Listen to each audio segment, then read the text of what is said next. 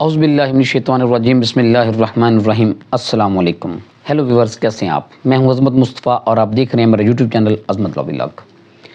آج جس ٹاپک کے بارے میں ڈسکس کرنے جا رہے ہیں یہ خاص طور پہ یہ ایک لیگل حوالے سے یہ ایک ٹرم ہے جس کو آج ہم ڈسکس کریں گے، اور وہ یہ ہے کہ اسپیکنگ آرڈر جو ہے وہ کیا ہوتا ہے۔ آج ہم ڈسکس کریں گے اس حوالے سے کہ اس میں کوشش کریں گے کہ آپ کو اس بات کی وضاحت کی جائے کہ اسپیکنگ آرڈر سے کیا مراد ہوتا ہے، کون سا آرڈر ہوتا ہے ایسا جو کہ اسپیکنگ آرڈر ہو سکتا ہے، اور کون سے ایسا آرڈر ہوتے ہیں جو کہ اسپیکنگ آرڈر نہیں ہو سکتے۔ تو اس سے پہلے جن لوگوں نے ابھی تک میرے یوٹیوب چینل کو سبسکرائب نہیں کیا تو آپ سب سے پہلے میرے یوٹیوب چینل کو سبسکرائب کر لیں تاکہ میری ہر آنے والی ویڈیو آپ تک بآسانی پہنچ سکے۔ جی، اسپیکنگ آرڈر سے مراد یہ ہوتا ہے جی کہ ہر وہ آرڈر جس کے بارے میں جب وہ کوئی بھی جج یہ آرڈر لکھتا ہے یا کوئی بھی اتھارٹی، اس میں آپ پہلی بات آپ ذہن میں رکھیں کہ اسپیکنگ آرڈر صرف جوڈیشل آرڈرز کے حوالے سے نہیں ہے۔ کوئی بھی آفیسرز بھی اگر کوئی آرڈر لکھتا ہے اور اس کو کوئی اختیار ہے کسی بھی آرڈر لکھنے کا، کوئی بھی میٹر کا فیصلہ کرنے کا، کسی بھی ڈسپیوٹ کے فیصلہ کرنے کا، تو اگر وہ بھی کوئی آرڈر لکھتا ہو تو وہ آرڈر بھی اسپیکنگ آرڈر ہونا چاہیے۔ اسپیکنگ آرڈر جو ٹرم استعمال کی جاتی ہے اس سے مراد یہ ہے کہ ہر وہ آرڈر جو کہ ریزننگ پہ بیس کرتا ہو، جس میں جو ہے وہ ریزنز لکھی ہوئی ہوں، جو بھی آرڈر کیا گیا ہے، جو بھی فیصلہ کیا گیا ہے وہ ایک کوجنٹ ریزنز پہ کیا گیا ہو، یعنی میں اس میں جو وضاحت جو ہے وہ اس حوالے سے کی گئی ہو، جو بھی میٹرز ہے، جو بھی کویسچن ان ایشو ہوتا ہے وہ اس کا فیصلہ اس انداز میں کیا گیا ہو۔ اگر ایک ایشو کا فیصلہ یا ایک چیز کا فیصلہ اگر کسی کے حق میں کیا گیا ہے تو اس کی ریزننگ دینی چاہیے کہ جی یہ فیصلہ اس لیے اس کے حق میں کیا جا رہا ہے، یا اس پوائنٹ کا فیصلہ اس کے حق میں اس لیے کیا جا رہا ہے کہ جی اس نے یہ ایویڈنس پیش کی ہے، یہ حالات و واقعات ہیں جس سے اگر تو وہ جوڈیشل آفیسر اگر وہ آرڈر کو پاس کرتا ہے تو ظاہری بات ہے وہ اس کو ایویڈنس جو ہے ان کو وہ ڈسکس کرنی ہوتی ہے، اور ایویڈنس کے حوالے سے بتانا ہوتا ہے کہ یہ ایویڈنس پیش کی گئی ہے اس کیس میں جس کے بیس کرتے ہوئے انہوں نے یہ آرڈر کیا ہے، اور وہ اپیل ٹو ریزن ہو، وہ جو ان کا جو فیصلہ کیا گیا ہو وہ اگر وہ کسی پوائنٹ کی فیور میں کہ اگر وہ کوئی بات وہ لکھ رہے ہیں تو وہ جو ہے وہ ریزن ٹو اپیل ہو، اور آپ ذہن مانتا ہو کہ جس کو وہ اگر عام آدمی وہ ایک بات پڑھے تو وہ اس بات کو سمجھے کہ واقعی اس میں کوئی ایسی یہ جو دلیل دی گئی ہے اس چیز کو ماننے کے لیے، یہ جو فیصلہ کیا گیا ہو یہ جو ہے اس کی گراؤنڈز ہیں، اس کی وجوہات ہیں، اور یہ بات واقعی یہ مانی جا سکتی ہے کہ یہ واقعی اس ریزنز پہ جو اگر یہ فیصلہ جو بھی کیا گیا ہے یہ ٹھیک کیا گیا ہے۔ تو یہ نارملی اسپیکنگ آرڈر جو ہے وہ یہ ہوتا ہے۔ اسی طرح اگر کوئی ایگزیکٹو آفیسر جو ہے اگر کسی بھی چیز کا کوئی فیصلہ کرتا ہے، کسی ڈسپیوٹ کا فیصلہ کرتا ہے اور کوئی آرڈر لکھتا ہے تو اس کا آرڈرز بھی جو ہے وہ اسپیکنگ آرڈر ہونا چاہیے، کیونکہ سم ٹائمز ایگزیکٹو آرڈرز کے خلاف جو ہے وہ ڈائریکٹلی جو ہے ہائی کورٹ میں ریٹس فائل ہوتی ہیں، تو اس میں بھی دیکھا جاتا ہے کہ کیا یہ آرڈر جو ہے یہ اسپیکنگ آرڈر ہے، کیا یہ آرڈر جو ہے یہ بیسڈ آن کوجنٹ ریزنز ہے، اس میں جو وجوہات لکھی ہوئی ہیں اس آرڈر کو پاس کرنے کی، یہ جو وجوہات جو ہیں یہ اپیل ٹو ریزن ہیں، یہ مانی جا سکتی ہیں کہ یہ واقعی یہ جو وجوہات ہیں جن کی بنیاد پہ یہ فیصلہ کیا گیا ہے یہ ایسے ہی ہے۔ تو یہ ہے جی اسپیکنگ آرڈر کے حوالے سے یہ چند گزارشات۔ اب میں اسپیکنگ آرڈر کے کچھ جو ہے وہ بتاتا ہوں کہ ان کے کیا چیزیں ہونا ضروری ہیں ایک اسپیکنگ آرڈر میں، جس سے اگر آپ دیکھیں کہ یہ آرڈر کیا واقعی اسپیکنگ ہے یا نہیں ہے تو اس کے لیے کیا چیزیں ضروری ہوتی ہیں۔ اس میں جی نمبر 1 سب سے پہلے جو ہے جی اسپیکنگ آرڈر کے لیے یہ ضروری ہوتا ہے کہ آپ کوئی بھی جو اتھارٹی ہے جو فیصلہ کر رہی ہے وہ دونوں پارٹیز کو سنیں،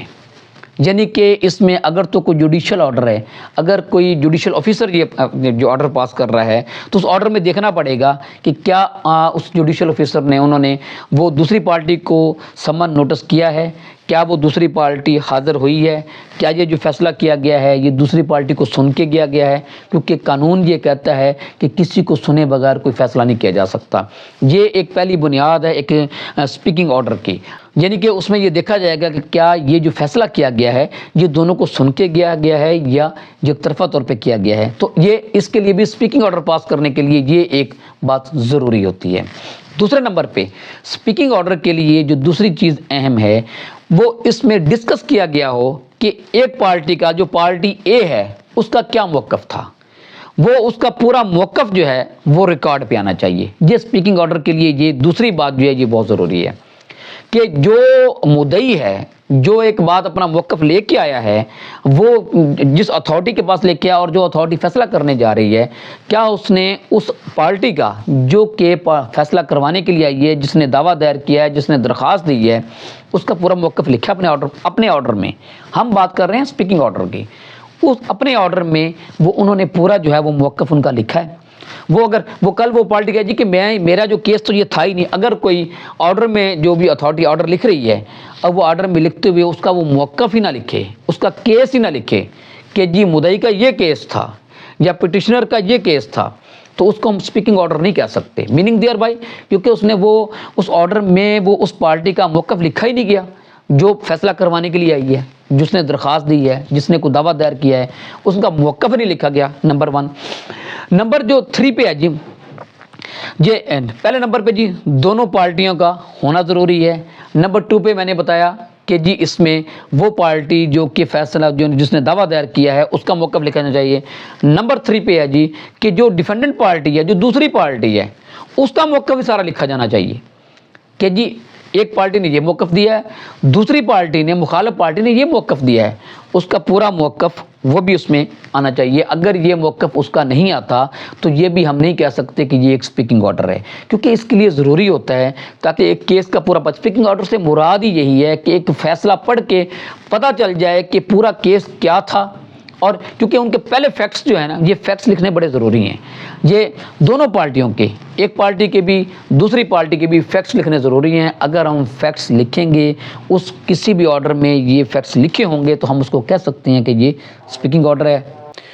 اور اگر اس میں وہ وجوہات نہ لکھی ہوں کوئی جو ہے تو اس کو ہم اسپیکنگ آرڈر نہیں کہہ سکتے. نمبر 4 پہ جی جو آخر اس کا مین پوائنٹ جو ہے وہ یہ ہے کہ کسی بھی اسپیکنگ آرڈر کے لیے یہ ضروری ہے کہ اس میں وہ جو بھی اتھارٹی فیصلہ کر رہی ہے اس میں جو ہے اس کی ریزننگ ہونی چاہیے، کہ اس میں ایک جو ہے وہ ایک ریزننگ کے ساتھ وہ آرڈر پاس ہونا چاہیے، اس کی وجوہات لکھی ہونی چاہیے. اگر اس آرڈر میں اگر جو مدعی کا اگر جو موقف جو مانا جا رہا ہے تو اس کی ریزننگ ہونی چاہیے کہ اس کے پاس یہ پروف تھے، یہ ثبوت دیے ہیں، اور وہ ثبوت ایسے تھے کہ ان پہ ریلائی کیا جا سکتا تھا. ان کی پوری ریزننگ ہونی چاہیے اور اگر مدعا علیہ کا موقف نہیں مانا گیا تو اس کے نہ ماننے کی بھی ریزننگ ہونی چاہیے.